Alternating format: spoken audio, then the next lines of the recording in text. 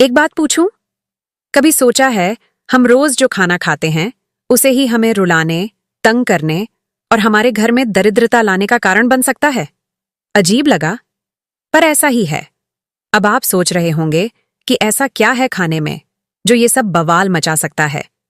तो चलिए, आज मैं आपको एक ऐसी बात बताने वाला हूं जिसे जानकर आप सोच में पड़ जाएंगे और शायद अपनी आदतें भी बदलने लगें। तो अब ध्यान से सुनिए, क्योंकि हम बात करने वाले हैं एक बेहद आम आदत के बारे में जो हमें भारी नुकसान पहुंचा सकती है।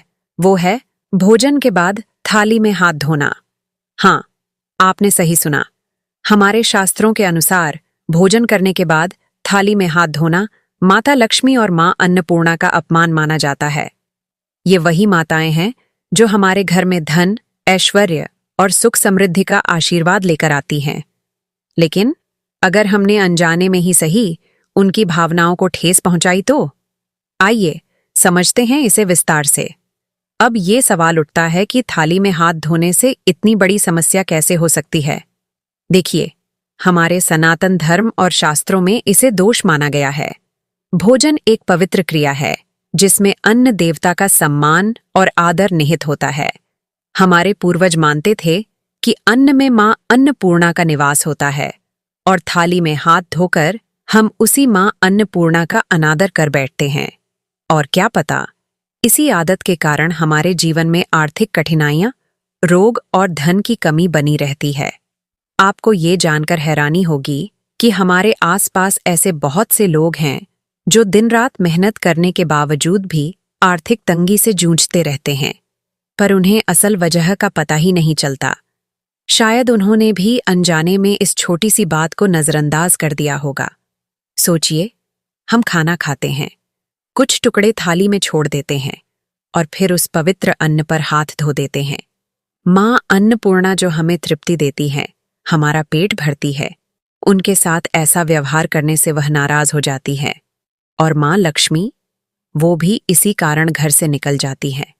इसके पीछे जो शास्त्रों का ज्ञान है वो कहता है कि इस गलती से हमारे घर में नकारात्मक ऊर्जा फैलती है। आप सोच रहे होंगे कि आखिर इसका असर क्या होता है। तो सुनिए, जब हमारे घर में लक्ष्मी और अन्नपूर्णा का आशीर्वाद नहीं होता, तब हमारी आर्थिक स्थिति कमजोर होने लगती है। किसी भी काम में तरक्की नहीं होती, कमाई आती है पर टिकती नहीं है।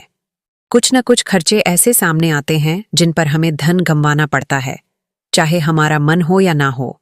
ये सब हमें लगता है कि सिर्फ संयोग है, पर शायद असल में ये हमारे ही कर्मों का परिणाम होता है।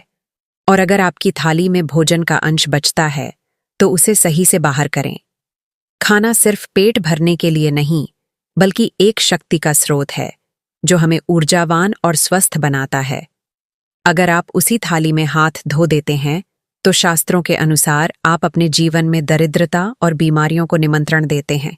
ये बिल्कुल वैसा ही है जैसे किसी इंसान को भोजन का अपमान करने के बाद उससे उम्मीद रखना कि वो हमारी मदद करेगा। अब आप सोच रहे होंगे कि आखिर इसका उपाय क्या है। तो उपाय बेहद आसान है। भोजन के बाद थाली को एक पवित्र चीज की तरह ही समझें। हाथ धोने के लिए किसी एकांत जगह का इस्तेमाल करें जहां कोई पैरों से ना गुजरे। इससे आप मां अन्नपूर्णा के आशीर्वाद को बनाए रखते हैं और आपका घर सुख समृद्धि से भरा रहता है। और हाँ, अगर आपके घर में आदत है कि थाली में ही सारा खाना परोसा जाए तो 2 से ज्यादा रोटियां एक साथ न रखें। इससे मां अन्नपूर्णा का अनादर नहीं होता, और जब हम अनादर से बचते हैं तो वह भोजन हमारे शरीर को भी ऊर्जा देने में सक्षम होता है। तो दोस्तों, अब अगर आपके घर में कोई भी इस आदत को अपनाता है तो उन्हें ये बात जरूर बताएं। खाना खाना सिर्फ पेट भरने का साधन नहीं है, ये एक पवित्र कर्म है। इससे हमारी आत्मा भी तृप्त होती है और घर में सुख शांति आती है। अंत में, अगर आपको ये बातें काम की लगीं तो राधा रथ चैनल को सब्सक्राइब जरूर करें। और हाँ, कमेंट में अपने शहर का नाम और हर हर महादेव राधे राधे लिखना मत भूलिए।